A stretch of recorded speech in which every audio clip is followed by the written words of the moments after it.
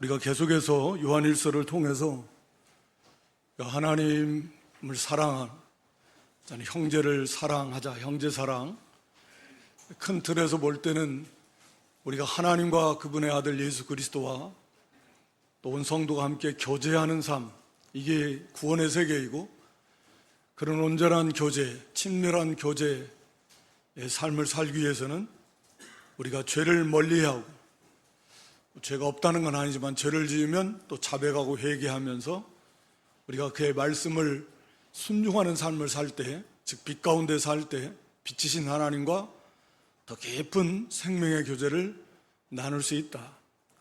그런데 그 말씀을 순종하는 그 순종의 핵심은 뭐냐면 또 형제 사랑이다.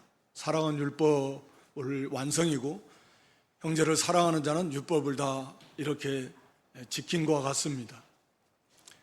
그러니까 형제 사랑하는 거, 형제를 사랑하지 않는다라는 것은 그건 미워한다라는 건 어둠 속에 있는 것이고 여전히 사망 가운데 있는 것이다. 그러면서 지금 계속해서 형제 사랑을 강조하고 있습니다. 오늘도 이제 결론적으로 말씀하지만 우리 하나님을 사랑한다는 사람들은 많은데, 그런데 정작 형제를 사랑하는 사람은 그렇게 하나님 사랑한다는 사람보다는 훨씬 적다. 그게 문제다. 그건 거짓말하는 거다. 스스로 속는 거라고 하는 거죠. 교회를 다닌다면서 하나님 사랑하지 않는 사람은 거의 없을 건데, 그러면 반드시 형제를 사랑하게 돼 있다. 그러니까 형제 사랑을 지금 강조하고 있는 겁니다. 그래서 독생자의 그 사랑, 또 지난 시간 앞에 살펴본 하나님 아버지의 그 사랑, 그 기가 막힌 측량할 수 없는 그 사랑이 우리에게 와 있는데 어떻게 사랑하지 않을 수 있겠는가? 그래서 하여튼 형제를 사랑하는, 그래서 사랑을 쓰자, 우리에게 와 있는 이 사랑의 생명, 사랑을 사용하자, 믿음을 쓰듯이, 양심을 쓰듯이 이미 우리에게 와 있는 하나님의 그 사랑의 생명인데 이걸 쓰는 거예요. 사용하는 것이고, 그걸 막는 요소들, 이렇게 욕심, 세상 사랑하는 것들, 이거 다 버리면서 우리가 또 형제가 어떤 사람인가, 어떤 존재인가, 그런 걸 생각하고, 또 형제를 미워하는 건 그 안에 계신 예수님, 그 형제도 예수님과 연합되어 있고 하나님과 연합되어 있는데, 그 형제를 미워하면 결국은 예수님을 미워하는 끔찍한, 하나님을 미워하는 끔찍한 죄를 짓는 것과 같은 것인데, 이런 것들을 생각하면서 우리가 적극적으로 말과 혀로만이 아니라 행함과 진심으로 사랑을 해야 된다. 실천, 나타내는. 그렇게 해서 사랑을 온전히 이루어 나갈 때 그에 따른 그 결과들이 굉장히 풍성해요. 앞에서 2장에서도 3장에서도 또 오늘 여기서도 계속 말씀하고 있는데, 구원의 확신 말할 것도 없습니다. 하나님 앞에서 담대함도 갖고 기도할 때도 응답의 확신 속에서 응답을 받게 될 것입니다. 또 하나님의 사랑, 우리를 향하신 하나님의 그 사랑의 목적이 비로소 온전하게 이루어지게 되는 거예요. 하나님이 독생자를 주시까지 우리를 사랑하신 그 사랑의 궁극적인 목적이 무엇인가?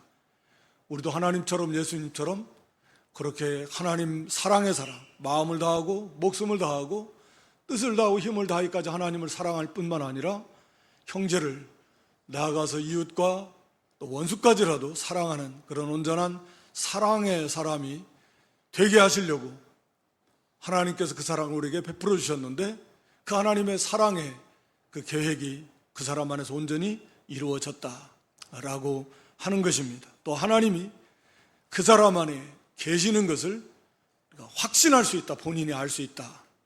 눈으로 볼 수 있는 하나님은 아니시지만 우리는 예수님만을 눈으로 보면서 하나님을 알 수 있는데, 그런데 바로 그 하나님께서 우리 안에 계시다라고 하는 것을 본인이 확실하게 알 수 있다. 이게 이제 형제사랑을 온전히 이뤄나간 그런 성도에게 주시는 하나님의 놀라운 복입니다. 근데 이제 오늘 여기 본문 13절부터 그 앞에 이제 12절까지가 그 말씀입니다. 그러면 우리가 잘 아는 대로, 느끼는 대로 하나님을 사랑하는 건 같은데, 사랑한다라고 하면 다 대답할 수 있을 것 같고, 하나님 다 사랑합니다라고 말할 수 있을 것 같은데, 형제를 진정 사랑하는가 할 때는 자신이 없단 말이에요. 아직 형제 사랑에 대해서는 주춤하고, 그러면 나는 정말 이거 뭐 내가 구원 못 받은 것인가? 뭐 이러한 좀 고통스러운, 두려운 그러한 생각이 사실 들 수밖에 없을 것입니다. 여전히 아직도 형제를 사랑하는 이 문제가 해결이 안 된 분들도 있을 것이고, 여전히 마음에 이렇게 꺼리고 있는 고통스러운 그런 관제 속에 있는 경우도 있을 것이기 때문입니다. 그래서 오늘 본문의 사도 요한은 그 부분을 이렇게 어떻게 보면 아비의 심정으로 이렇게 자상하게 다루고 있다, 그렇게 보여집니다. 그래서 여기 13절에 이 성령, 그래서 오늘 제목을 구원을 확신하고 형제를 사랑하자. 우리가 형제를 사랑하는데 온전히 이루었다면 사실 이런 말씀이 사실 어떤 의미에서 필요도 없겠지만, 그러지 못한 경우가 대부분이고, 또는 이제 막 어린 형제들도 많고 믿은 지 얼마 안 되고 아직 사랑을 온전히 형제 사랑을 이루지 못한 성도들이 많기 때문에, 자, 그렇다라고 하면 어떻게 이 성도들을 격려하고 또 위로하고 또 다시 힘을 북돋아줘서 우리가 사랑의 세계로 그들을 인도할 수 있을까? 아마 사도 요한이 성령의 감동 속에서 이제 노사도고, 아마 이제 그 사실은 우리가 에베소 요한계시록을 기록한 게 사도 요한이고, 에베소 교회에서 약 20여 년 이상 이렇게 목회했던 분이 사도 요한인데, 공교롭게도 우리가 요한계시록 그 2장의 7개 아시아 7개 중에서 에베소 교회에 대해서 하나님 예수님께서 책망하시는 내용이 사랑, 처음 사랑을 너희가 잃어버렸다 라고 하는 것이거든요. 하여튼 여기 사도 요한은요, 그 성도들을 향해서, 자, 거기에 낙심하지 말고 두려워하지 말고, 먼저 그러면 성령, 그의 성령을 우리에게 주심으로 우리가 그 안에 거하고 그가 우리 안에 거하는 줄을 아느니라. 아직 형제 사랑을 온전히 이루지 못해서 그럼 나는 구원받은 사람이 아니야? 아닌가? 어떡하지? 그럴 수 있는 그런 성도들을 향해서 주시는 말씀이라고 보여지는데, 성령을 우리에게 주셨다. 성령이 그 안에 계신 사람, 그 안에 있는 사람, 그의 성령을 우리에게 주셨다. 자, 성령이 그 안에 계신가? 그런 사람은 걱정 말아라. 그런 사람은 13절에 말한 대로 우리가 그 안에 거하고 그가 우리 안에 거하시는 줄 아는다. 다시 말하면 우리도 성령이 그 안에 계신 사람은 하나님 안에 있는 사람이고, 또 하나님이 우리 안에 계신다. 다시 말하면 하나님과 예수님과 연합되어 있는 구원받은 하나님 백성이다 라고 이렇게 또 위로의 말씀을 주고 계십니다. 그렇죠. 이 성령이 계시지 않는다면, 우리가 로마서 8장 9절 말씀에 보면, 로마서 8장 9절이죠. 만일 너희 속에 하나님의 영, 성령이신 하나님의 영이 거하시면 너희는 구원받은 사람이다. 또 누구든지 그리스도의 영, 또 성령이십니다. 그리스도의 영이 없으면 그리스도의 사람이 아니다. 그러니까 하나님의 영이시기도 하고 그리스도의 영이시기도 하고 거룩한 성령이시기도 합니다.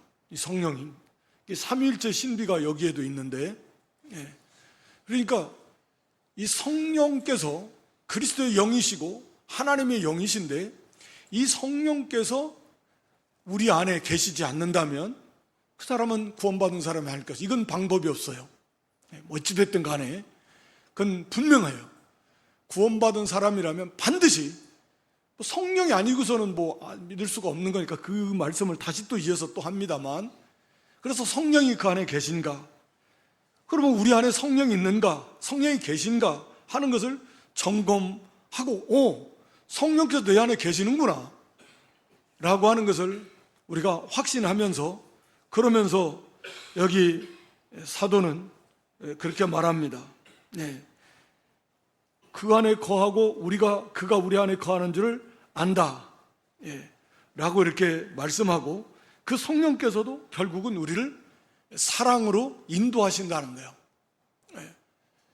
성령이 하시는 일이 우리를 이제 구원시키고 또 구원을 이루어 가도록 우리를 인도해 가시는데, 그 핵심이 뭐냐면 사랑입니다. 사랑.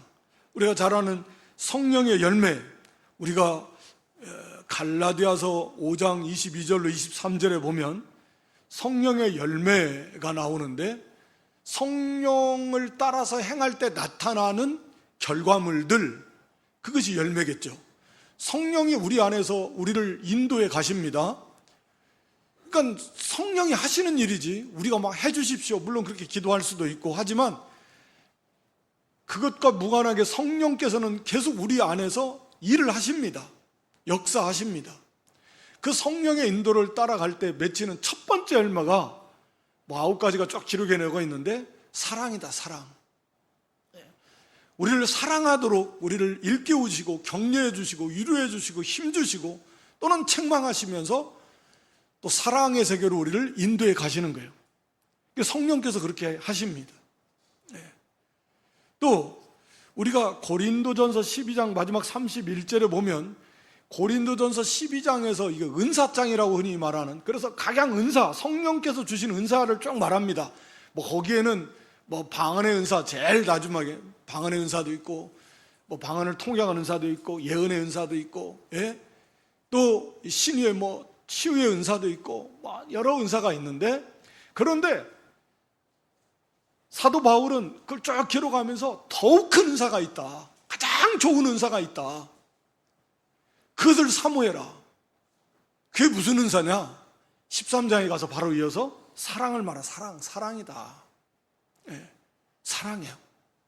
성령께서 주시는 각양 은사가 있는데, 가장 좋은 은사, 더욱 큰 은사, 이게 뭐냐? 사랑이다. 그러니까 사랑으로 우리를 인도하시는 거예요. 성령께서 하시는 일이에요. 참 몇 가지를 우리가 생각해 보면, 우리가 로마서 8장 5절에 보면, 우리가 구원받은 성도의 특징을 말씀하면서 로마서 8장 5절에 육신에 속한 사람들은 육신의 일을 생각하지만 영을 따르는 자, 즉 성령을 따르는 자는 영예를 생각한다라는 거죠. 이게 이제 성령이 그 안에 계신 사람들의 특징적인 모습입니다. 그러니까 구원받지 못한 사람들, 육신에 속한 사람들은 생각하고 추구하는 것이 전부 다 육신에, 땅에 속한 일입니다. 어떻게 하면 무엇으로 잘 먹고, 어떻게 하면 돈을 좀 더 잘 먹고 잘 살고 좀 더 크게 되고 좀 더 세상에 속한 것을 좀 더 많이 얻을까, 누릴까, 온통 처음부터 끝까지 생각하고 추구하는 것이 이겁니다. 육신의 일이요. 그러나 영이 중생한 새 생명을 가지고 성령이, 하나님의 영이 그 안에 계시고, 그 중생한 영이 하나님 형상대로 받은, 하나님 안에 있는 새 생명을 받은 그 생명인데, 그 예수님과 하나님과 연합되어 있는 생명이고, 그 생명을 가지고 성령이 그 안에 계신 성도가 계속 처음부터 끝까지 육신의 이것, 땅의 것만 생각하고 그걸 추구할 수는 없죠. 그건 거의 불가능합니다. 물론 성도라고 해서 육신의 일을 생각하지 않는다라는 게 아니에요. 정말 그렇게까지 되면, 육신의 일을 하나도 생각하지 않으면 정말 많이 그 성숙한 그런 성도이겠죠. 뭐 사실인지 아닌지 우리가 저도 많이 듣는 그런 경우 들으신 분이 있을 건데, 우리 한국교회 유명했던 그런 그 목사님 계시잖아요. 뭐 하여튼 간에 그분의 앞에 가서 뭐 이 얘기를 하는데, 세상 얘기를 하면 좀 있으면 막 코 고는 소리가 들린대요. 세상 얘기를 하면 이 목사님은 관심이 없어 그냥 졸고, 교회 관련된 일을 얘기를 하면 아주 이렇게 얘기를 들으시고 나누고 하다가도 또 세상 무슨 얘기, 무슨 뭐 이런 거 하면은 금방 이렇게 존다, 뭐 그런 얘기를 하면서 기도 많이 하시고, 이렇게 육신의 것이 아니라 영적인 일에 오직 거기에 관심을 두었다, 막 그런 의도로 그런 것 같은데 맞아요. 그러니까 우리가 영예를 생각하는 사람, 성령이 그 안에 계신 사람은 성령께서 그 사람을 인도하시는데 영예를 생각하게 하는 거예요. 영예이란 게 뭐겠습니까? 내가 말씀대로 살아야 되는데, 다 그거에 대한 부담이 있잖아요. 말씀대로 살아야 되는데, 말씀을 지켜야 되는데, 어떻게 하면 좀 말씀대로 좀 잘 살 수 있을까? 나도 좀 기도 좀 하고, 좀 전도도 좀 하고, 믿음도 좀 쓰고 좀 말이야. 해야 되는데, 이렇게. 어떻게 하면 예수님을 닮아갈 수 있을까? 어떻게 하면 좀 하나님을 기쁘시게 할 수 있을까? 말씀 배운 대로 우리도 어떻게 하면 좀 더 영광스러운 부활에 참여할 수 있을까? 어떻게 하면 하나님의 기쁘시게 하며 하나님의 그 뜻대로 순종하는 삶을 살 수 있을까? 여기에 대해서 관심을 갖게 되고, 하나님 나라에 대해서 관심을 갖게 되고, 영적인 일에 관심을 점점 갖게 되고, 그것을 추구하게 되고, 이게 성령이 그 사람 안에 있는 구원받은 성도의 특징 중에 하나다. 개인차는 다 있어요. 그러나 이런 것이 전혀 없다. 그건 육신에 속한 사람입니다. 구원받은 성도는 그럴 수가 없거든요. 육신의 일도 물론 생각합니다만, 비중의 차이겠지만, 믿음이 점점 자라날수록, 성령의 인도를 점점 받아갈수록, 왜 성령께서는 그런 거니까요. 계속 영의 일을 생각하게 되고, 거기에 관심을 기울이게 되고, 그것을 추구하게 되게 될 것이다. 그런 걸 통해서도 내 안에 성령이 계시는, 어디 예수님을 사랑하며 하나님을 기쁘시게 하고 싶고 예수님을 닮아가고 싶은 것이 이 구원받지 못한 사람들이 자연스럽게 가질 수 있는 마음일 수 있겠습니까? 불가능하죠. 그리고 우리가 로마서 7장 18절 이하의 기록이 된 대로 보면 우리 속에 내 속에 이 부패성이 있다라고 하는 거죠. 내가 지금 죄를 많이 짓고 이런 걸 떠나서 내 속에 죄를 짓고 싶어 하는 이 악한 죄성이 있다라고 하는 것을 깨닫게 되는 거예요. 내 육신에 선한 것이 없구나. 그래서 이 20절 이하에도 그것을 쭉 기록해 놓고 있는데, 내 속에 거하는 이 죄성, 그래서 이것 때문에 막 탄식을 하는 거예요. 내 속에 하나님만 기쁘시게 하고 하나님의 말씀만 좋아하고, 막 선을 행하기만 좋아하고 막 사랑하고 싶어하는 이런 마음만 있으면 좋겠는데, 내 속에 어떤 때는 지금은 그런 거 별로 없지만 옛날에는 이 구정물 같은 게 있어서 막 휘저어 놓으면 막 온갖 더러운, 속에 있는 것이 음식 찌꺼기 같은 게 다 올라오듯이, 평상시는 그래도 조금 괜찮은 것 같은데 막 속에 이런 죄성이 가득한 그런 자신의 모습을 보면서 내 속에 참 아주 추한 그런 악한 죄성이 있구나. 이것 때문에 고통스러워하고 탄식하고, 사도 바울도 그랬으니까요. 오라 나는 곤고한 사람이다. 거기 22절 이하에 보면 자기 속에 있는 죄성, 그것을 따라서 살지는 않아도 벌써 내 속에서부터 그러한 죄성이 내 속에 있다라고 하는, 그래서 나를 괴롭히고 나를 주장하고 그 죄로 나를 끌고 가려고 하는 이 죄의 세력, 이 부패성이 내 속에 있음으로 인해서 그것 때문에 그걸 자각하고 그걸 깨닫고 그것 때문에 고통스러워하는 거예요. 이게 성령의 조명 속에서 새 생명을 가졌기 때문에 이런 것을, 죄의 부패성을 알게 되는 것입니다. 그렇지 않으면 그런 것을 그게 죄성이다 라고 생각하지도 않습니다. 당연한 거지. 인간의 본성이지. 이게 이 죄성이다. 이것 때문에 이렇게 괴로워하고 힘들어하지도 않습니다. 이런 사람은 벌써 새 생명을 가진, 성령이 그 안에 계신 사람이다. 이어지는 말씀이지만 우리가 갈라디아 5장 17절에도 보면, 그래서 육체의 소욕과 성령의 소욕이 속에서 부딪혀서 싸우는 것입니다. 우리가 갈라디아 5장 10절에 육체의 소욕과 또 성령의 소욕이 서로 막 싸워요. 우리 속에서 성령께서는 영의 세계로, 거룩한 세계로, 말씀의 세계로 우리를 끌고 가시려고 하는데, 우리 속에 이 죄의 세력은, 육체의 욕구는 그걸 거스려서 말씀을 거스려서 나가고 싶어하는 세계로, 그 죄를 짓는 것으로 우리를 끌고 가려고 이 두 세력이 성도 속에서 막 부딪히는 거예요. 싸우는 겁니다. 그래서 괴로운 거예요. 안 믿는 사람들도 양심의 고통을 받고 갈등도 하고 속에서 뭐 그런 그 싸움이 있지만 그 싸움이 아니에요. 안 믿는 사람도 다 갈등이 있겠죠. 양심에 있어서 괴로워하고 양심대로 해야 되냐 나름대로 안 해야 되냐 뭐 이런 거, 그런 게 아닙니다. 성령께서 말씀대로 우리를 인도하려고 하는 거예요. 말씀대로 순종하느냐, 우리가 받은 우리 안에 있는 그 생명의 말씀대로 순종하려고 하냐. 성령은 계속 그렇게 하려고 하시는데 아니다, 육체의 욕심은 그걸 거스르는 거예요. 여러 가지 핑계를 대면서 지금은 아니야, 지금은 안 돼, 형편상 시기적으로 다음부터 하면서 어찌됐든 그것과 계속해서 우리 속에서 이걸 싸워서 성령을 따라가면 이기는 거고 육체의 욕심을 따라가면 지는 겁니다. 이게 반복되지 않습니까? 수시로 이러한 싸움이 끊임없이 성도 속에서 일어나고 있지 않습니까? 그 사람은 성령을 받은 사람이에요. 다시 말하면 구원받은 사람입니다.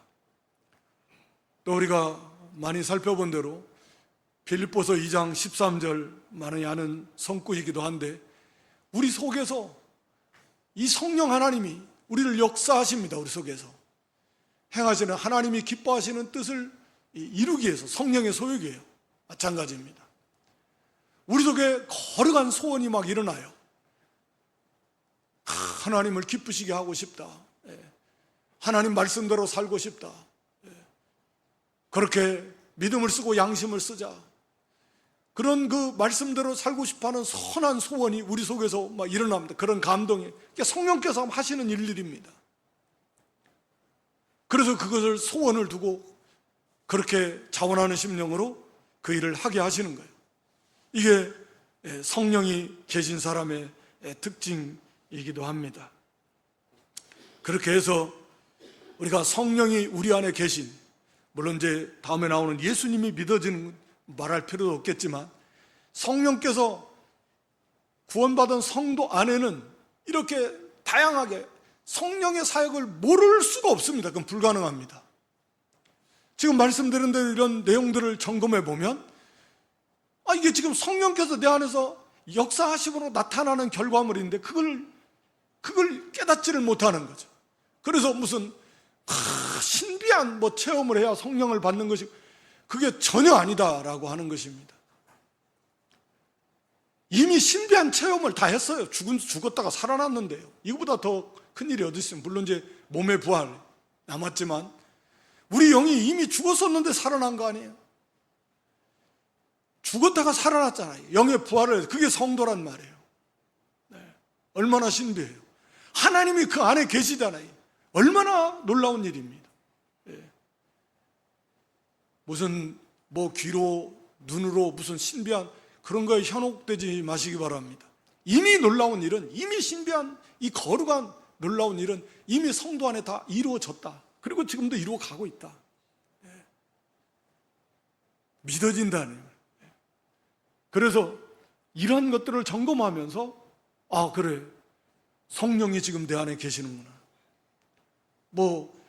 혹여라도 오늘 주일인데 바쁜 일이 마침 또 있어가지고 교회를 가야 되나, 거기를 가야 되나, 갈등한 경우도 있을 수도 있을 것입니다. 여러분 중에.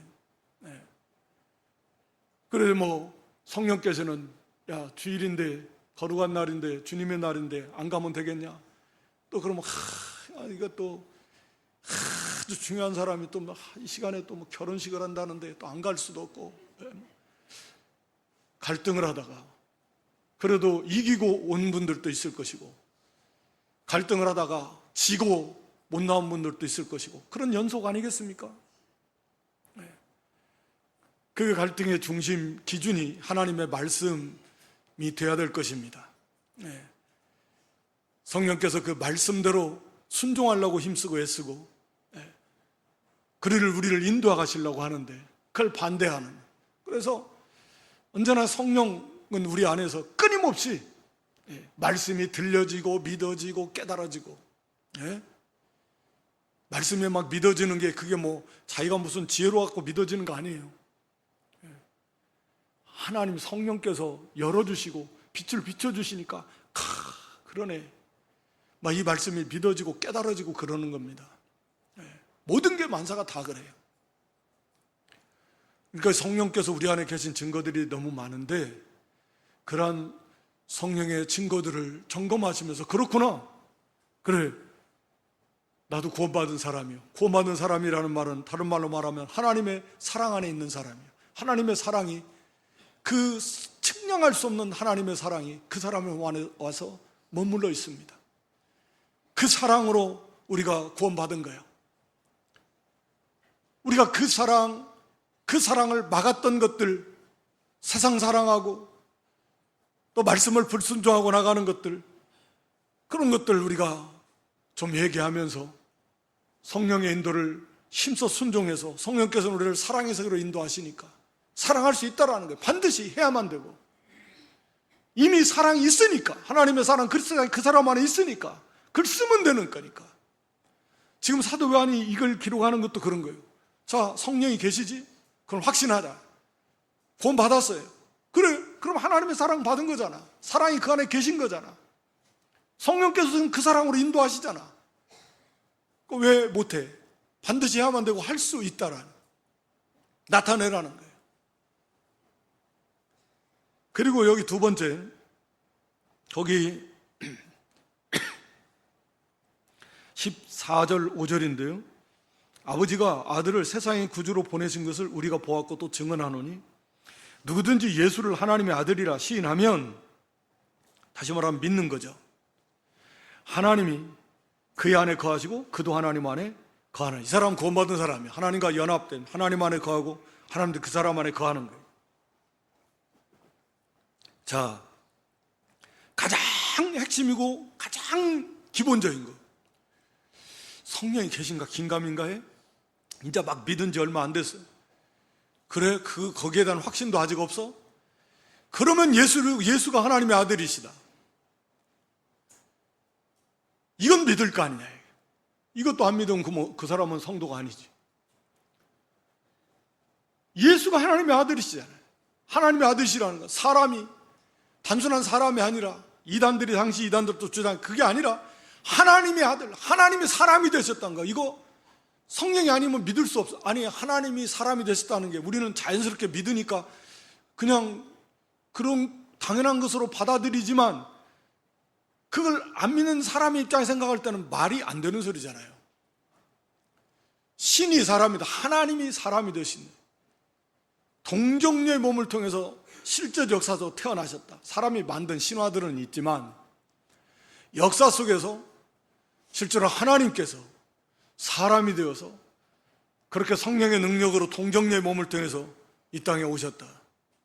그분은 하나님이시다. 여기 14절에서 기록한 대로 아버지 하나님이 아들을 세상의 구주로 보내신 것을 우리가 보았고 증언한다. 지금 사도들이 그 1장 1절부터 쭉 기록한 대로 직접 그 예수 그리스도를 보았고 만져보았고 들었고 체험했고, 그래서 그 예수 그리스도를 증거한다. 그분의 그렇게 탄생과 그분의 사역과 마지막 그분의 십자가와 그분의 부활하심과 그분의 승천하심과 직접 사도들이 보고 듣고 체험했던 그런 증인들이에요. 예수 그리스도, 그분의 가르침, 그분의 하신 그 놀라운 역사들, 이적들, 하나님의 아들 되심의 증거들, 그리스도 되심의 증거들, 그리고 십자가 대속의 죽으심, 그리고 부활하심, 그리고 승천하심, 이것을 생생하게, 핵심 중에 핵심인데 이걸 증거했고 전했고, 그게 믿었단 말이에요. 믿어지는 거죠. 그래서 믿어진다, 그러면 그건 구원받는 사람이다.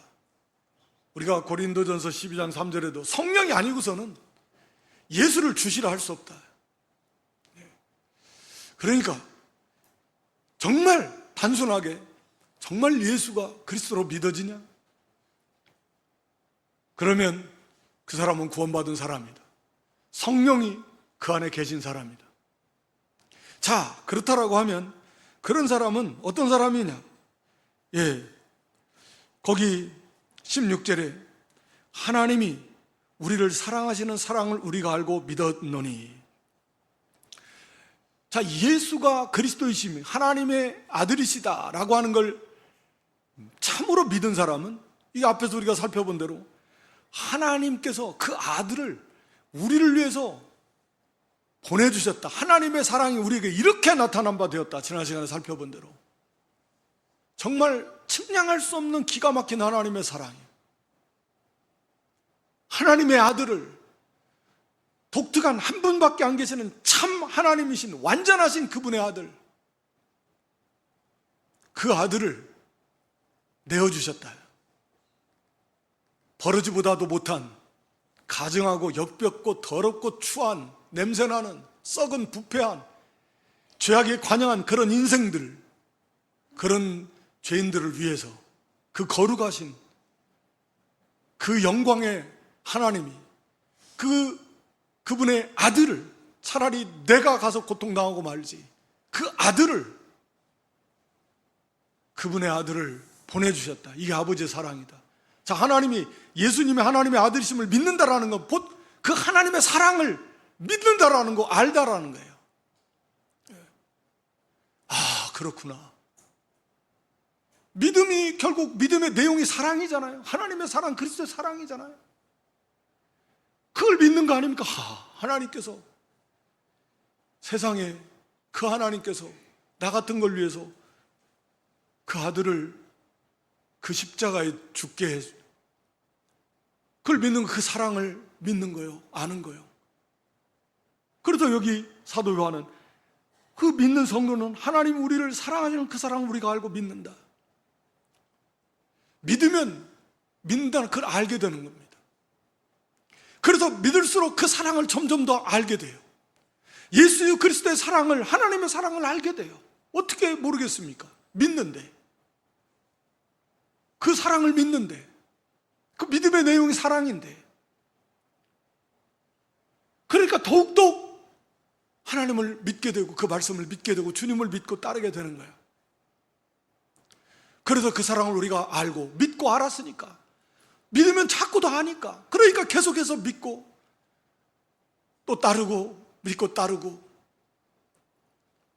그러니까 정말 예수님이 하나님의 아들이심을 믿는 성도, 그 사람, 하나님의 그 놀라운 사랑을 믿는 사람이고 아는 사람이고 그 하나님의 사랑 안에 거하는 사람이 맞잖아요. 하나님도 그 사람 안에 거하는 거잖아요. 그러니까 우리가 아직 형제 사랑을 온전히 이루지 못했다 해도 이미 참으로 예수님을 믿는 성도라면, 성령이 그 안에 계신 분이라면 다 이 놀라운 하나님의 사랑을 이미 받았고, 그 받고 있고 그 안에 있는 거예요. 그 하나님과 연합되어 있는 거예요. 하나님이 그 사람 안에 계신 거예요. 다만 그것을 몰라요. 깨닫지를 못하고 확신하지 못해요. 왜? 형제 사랑을 이루지 못해서. 그래서 형제 사랑을 온전히 이룰 때 본인이 확신하며 확실히 그걸 알 수 있다는 거예요. 이건 뭐 체험의 영역이겠죠. 지식적으로는 분명히 아는데 실제로 내 안에 계신 하나님, 그게 확실히 알게 된다. 자기 뭐 느낌, 감정이 아니라 그런 성령의 은혜 속에서.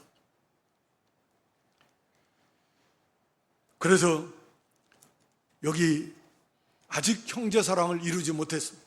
낙심하지 말고 두려워하지 말고 흔들리지 말고 괴로워하지 말고, 의심하지 말고, 그래, 그러면 성령이 내 안에 계신가?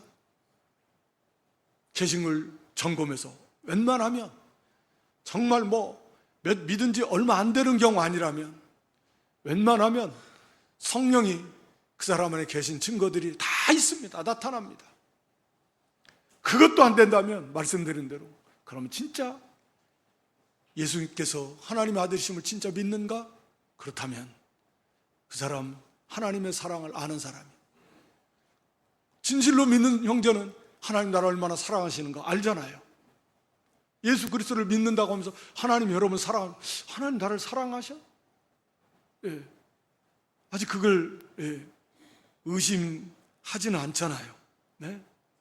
하나님의 사랑, 우리가 로마서 5장 8절에 보면 하나님이 그 독생자를 우리에게 내어주심으로써 우리를 향한 하나님의 사랑을 확증하셨어요.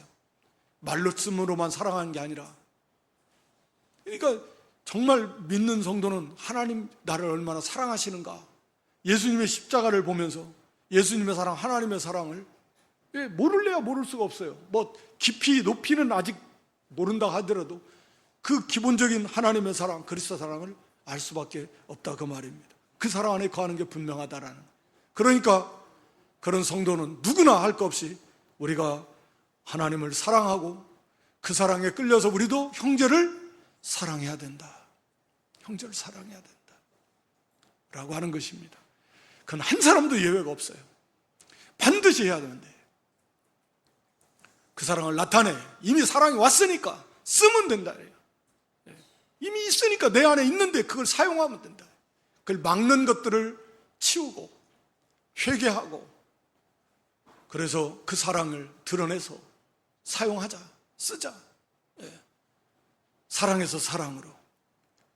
그렇게 우리가 형제를 사랑하면, 여기 본문에서도 결과를 또 다른 면에서 말씀하고 있는데, 심판날에 담대함을 얻게 가지게 하려 합니다.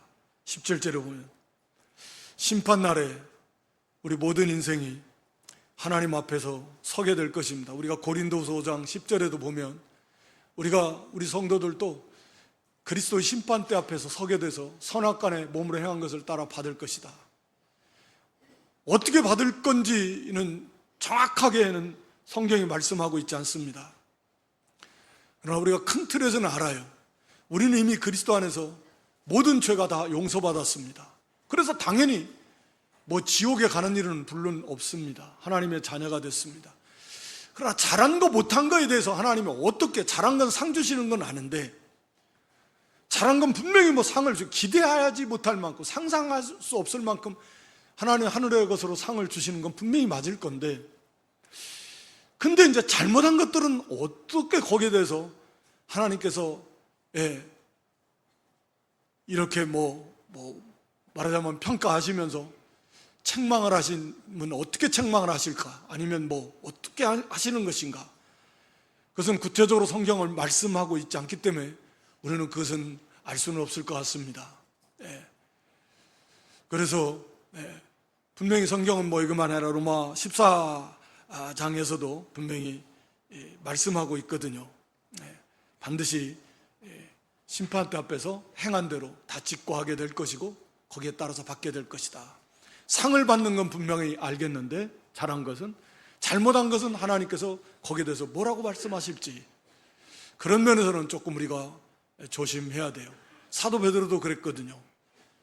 외모를 보시지 않고 우리가 행위대로 판단하시는 분을 아버지, 하나님은 그런 분을 우리가 아버지라 섬기는 것인즉 나그네로 있을 때를 두려움으로 지내라 라고 이렇게 베드로 사도도 말씀하고 있거든요.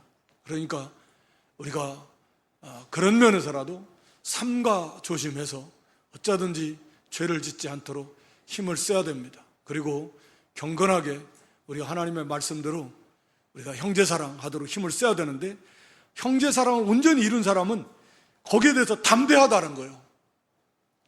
뭔가 우리가 잘못한 것이 있으면 왠지 떳떳하지 못하잖아요.